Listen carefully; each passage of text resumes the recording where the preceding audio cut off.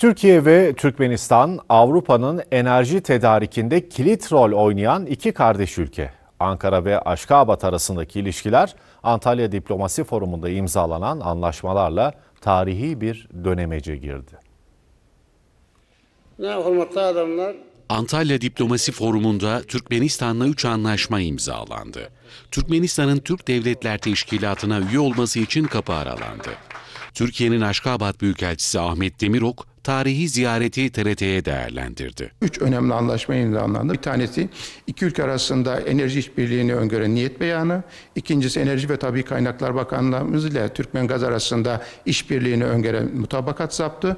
Üçüncüsü de Türk Hava Kurumu Üniversitesi ile Türkmenistan Hava Yolları arasında işbirliğini öngören mutabakat zaptı imzalandı. Türkmenistan Türk Devletleri Teşkilatı'nın tam üyesi olabileceği müjdesini de verdi. Büyükelçi Demirok, Türk firmalarının Türkmenistan'da bugüne kadar 50 milyar doları aşan projeleri başarıyla yerine getirdiğini, önümüzdeki süreçte bu projelere yenilerinin ekleneceğini söyledi.